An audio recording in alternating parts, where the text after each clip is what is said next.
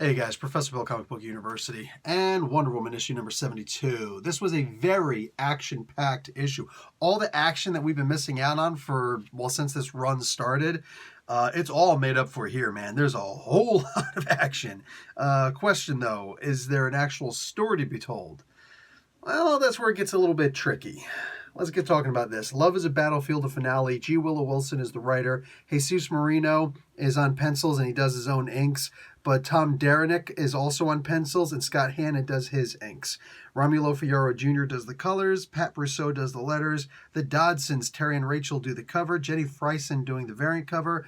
And Wonder Woman, according to DC Comics, was only created by William Moulton Morrison, even though the rest of us know that H.G. Peter may have had something to do with that, but what the hell do we know? So this is the finale to Love is a Battlefield. The best part about this title was quite literally, or this arc was quite literally the title, in my opinion. I don't know why this arc was called Love is a Battlefield. It makes no sense to me.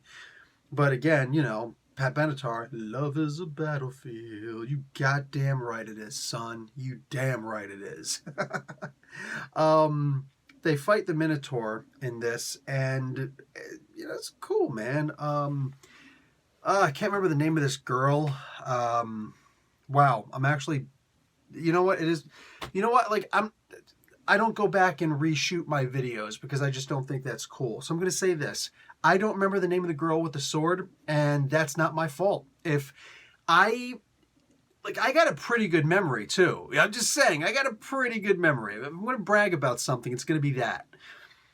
And the fact that I read this whole comic book, I'm pretty sure her name was mentioned here at some point.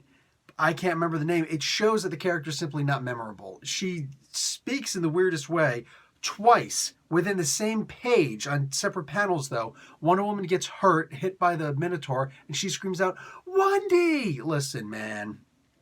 I know this girl who her nickname is Cookie. And I just say, if I see a car coming straight at her, I'm not going to scream out her nickname. All right? I might, I could see if this girl screamed out, "Diana!" Something like that. But, Wonder Woman! It is what it is. But you scream out, "Wendy?" What the hell is that? And twice? Sorry, that's like screaming out Cookie. I'm not screaming out Cookie unless it's Richard Nixon's dog. I'm not screaming out Cookie. That's not happening.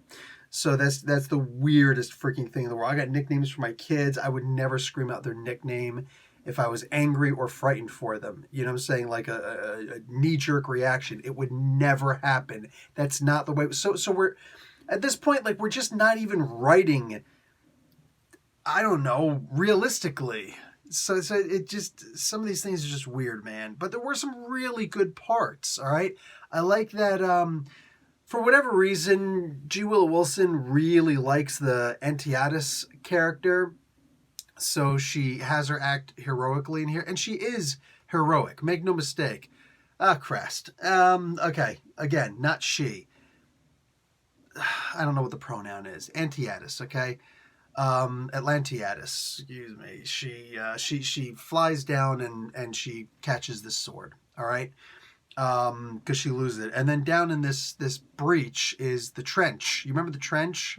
This is one of the New 52 comic books I actually went back to read. I was in the Middle East the entire time that the New 52 existed. Except for the first week. First week they came out. It's like, oh, cool, check this out. Nope, sorry, I'm stuck going over the Middle East.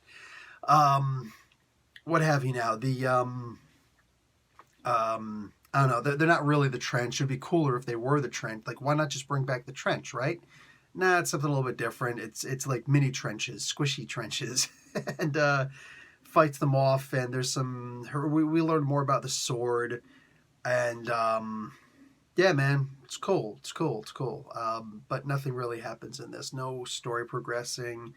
They're about to go into the, I imagine it looks like the chi dimension, but it's one of those stupid spellings where one of the problems with the English language is that it's supposed to be, what do you call it? The pronunciation of words will come from the Italian, or more specifically the Latin, but the Italian branch of Latin, and then the spelling, however, will come from Spanish. So you get like words like colonel. They look like they should be pronounced colonel, but they're pronounced colonel. Weird, right? So instead of the chi dimension, I believe since it's the Greek, it should actually be called the key dimension. That's cool, whatever. I guess you got to do it the way that they spell it for whatever silly reason. I don't know, man. This book, again, it's not for a lack of action. There was a lot of action here and tremendous art. There were some parts that you could see were just kind of bleh, but there were two artists, so it is what it is. But like, a moment like this, that's gorgeous. And that's pencils, ink, writing, pencils, ink, and colors, obviously. And then over here, this scene with those two looking, wow. That's cool. And that's beautiful art, man. I love that. That's gorgeous art. Their faces they look good. They're looking at the sword. They're looking at the object, in question. It's good art. It's really good art. I'm just not feeling the story right now, man. I'm not. They're going to this new dimension. Maybe, I don't know what the key dimension is. Maybe that was something that happened in the New 52. I never saw it before. I went back and I read, I think, the first arc of the New 52 where Wonder Woman was very different and didn't act like Wonder Woman at all. Maybe that's when she went to the key dimension. I don't know. And there are some things that just have to be acknowledged, though. Atlantiadis was acting really cool in this.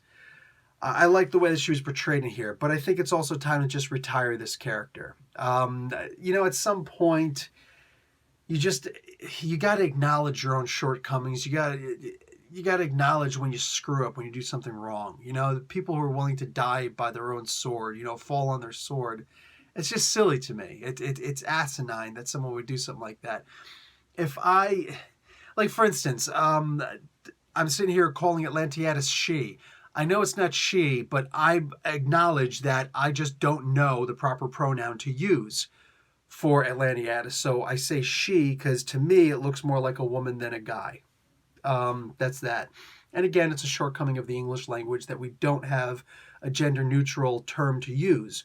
We're going to be using another. We're going to be using like they, and they is not the kind of pluralization I want to use. I don't want to use pluralization for a singular. Not like that. I don't know, man. With what do you have here? I don't feel that G. Willow Wilson is willing to acknowledge when there's enough fans saying that we're not feeling it. Maybe there's a coven of people who are in love with this comic book. And I get it, man. It's cool. You're going to have people who like, you're going to have people who don't like. But you got to pay attention to those sales because this is Wonder Woman. All right? This is not some cheap character off someplace where you just, it's a small book. There ain't no excuse to have low sales on the Wonder Woman. That's just not realistic. And if the sales dip lower than what they usually are, which I feel they've got to be, because like I said, I'm not feeling this. I know there's a lot of people complaining, and maybe I'm just in a tunnel. What's that called? An echo chamber. Maybe I'm just hearing my own statements coming back at me, all people who are agreeing with me and whatnot, but I'm just not feeling this. There are people who suggest, like G. Willow Wilson. She, and I'm sure there are plenty of others out there saying, Atlantiadis didn't mind rape anybody. Shit, like, what do you call it? Comic Boom put something out recently that G. Willow Wilson responded to. He's like, can we please get rid of this mind raping thing and try and fix this thing? Wonder Woman defending pretty much all the things that I said. Comic Boom echoed a lot of those statements and, had plenty of his own to add into it. G. Willow Wilson saw that. He's more confrontational on Twitter. I think Twitter is just a very toxic place personally, so I try to stay off it as much as possible. But yeah, she just said, "Which comic book are you reading?" Miss Wilson, Yaoti. I swear, wallahi, if you would. we're reading this comic book, your comic book. A difference of opinion is perfectly fine, no matter how you look at it. I'm cool with it. But anybody, including Miss Wilson, who doesn't think that that Atlantiadis controlled these people's minds by taking away their desires. Oh, she just took away the inhibitions and they chose to do such and such. Okay, cool. So if you're in a club and you get slipped a Mickey and it's ecstasy, or if you say, hey, do you have something for my headache? The strobe lights are bothering me. And someone says, here you go. And it's actually, ecstasy. Will we still maintain the same argument? Because on ecstasy, you will be doing things that you otherwise wouldn't be doing. YOLO! It will happen. It will happen. And then, mixed messages are being given. And then all of a sudden, what happens? Well, hopefully nothing. But unfortunately, there are some caveman-minded individuals out there. So make no mistake, when your inhibitions are taken away, you have lost some of your senses. And if you took the ecstasy yourself, that's on you. If someone gave you something that you did not intend to take, that was something other than what, just whatever. If you're given ecstasy or a Mickey, for crying out loud, anything, your mind has been tampered with. And if someone takes away your inhibitions, how is that much different than than somebody slipping you ecstasy? Oh, wait, it's actually worse. Their inhibitions were taken away. Part of what makes us human beings are our inhibitions. Sometimes we take it to extremes and we become, zealotous cult faction followers, Others of us simply look at this, I'm not trying to brag here. I get offered sex every so often. I get offered dates. I get offered whatever, you know what I'm saying? Not because I'm this cool comic book university guy, because I'm a fairly good-looking guy. You know what I'm saying? I'm a fairly good-looking guy. I look a lot younger than what I really am. I'm almost 44. There are people who are like, oh, you look like you're in your, mid to early, early to mid 30s or something like that. Cool, man. Cool. But baby face or not, the idea is I can say no. Even if the girl who's, making the offer is really hot. Sometimes these women are really hot. I'm not saying this happens every day. I'm not saying this happens every month, for Christ's sake. But it happens. And when it happens, wow.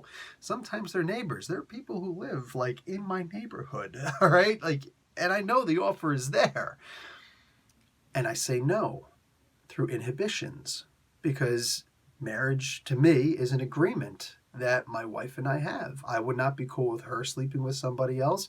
She would not be cool with me sleeping with someone else. And in order for us to maintain trust with each other, in order for, us to stay together and raise our kids as a couple, think about it, man. Cheating is that one thing. You could be together with this person you're with right now for 30 years, 40 years, 50 years. Somebody cheats. Bruh, that's something that can end a relationship like that. There are women who will stick with a man who beats them, and may they find the help they need to get out of that relationship. That goes beyond toxic.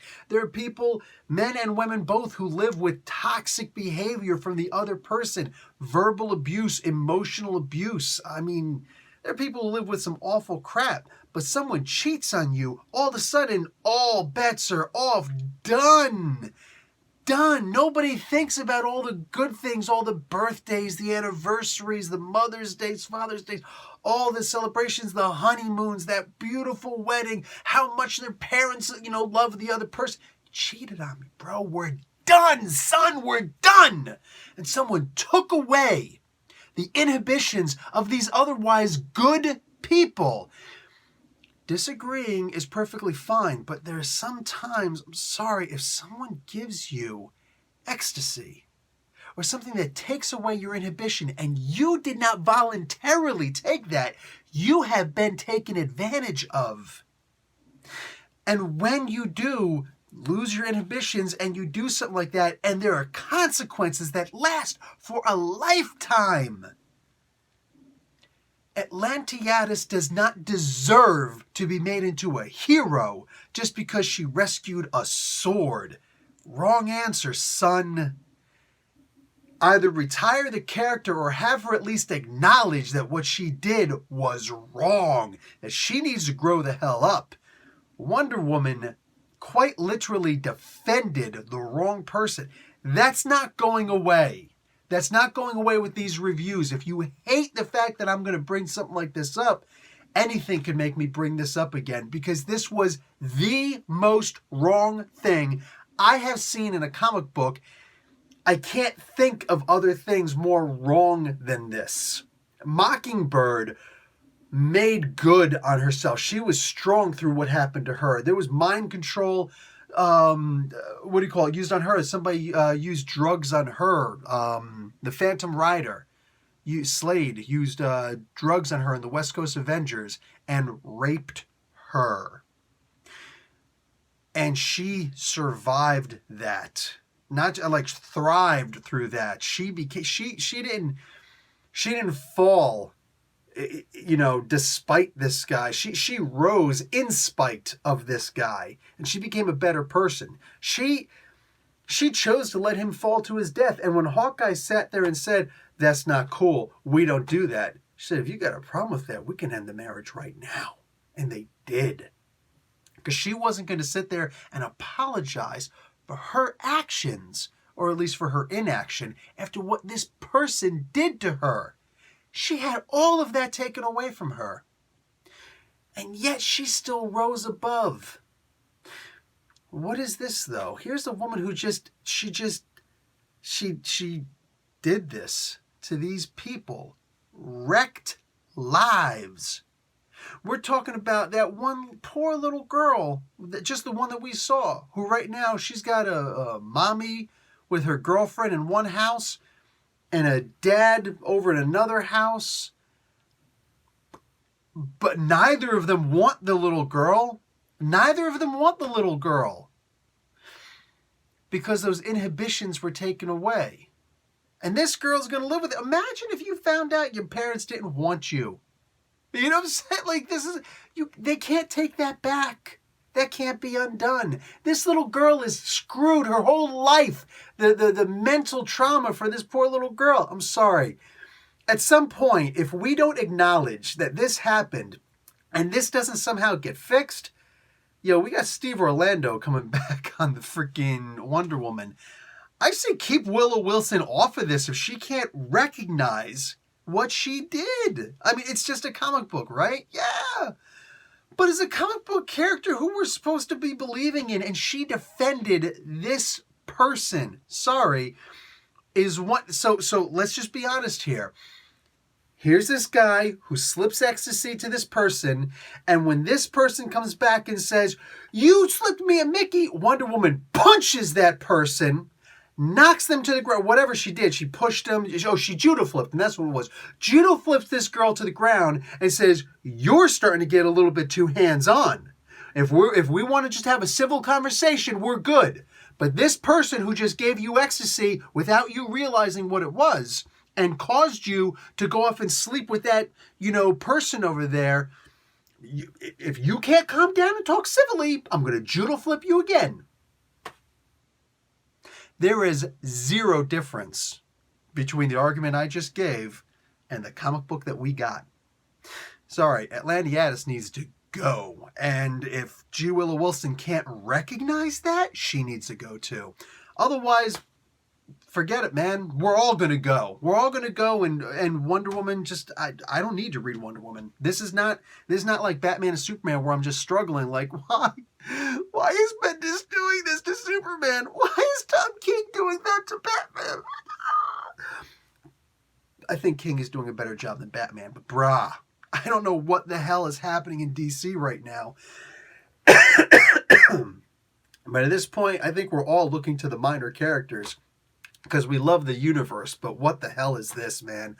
Like, what the hell am I reading? And we can't even acknowledge that happened? Cut script, bro. Cut script. Professor Bill, Comic Book University. Class dismissed.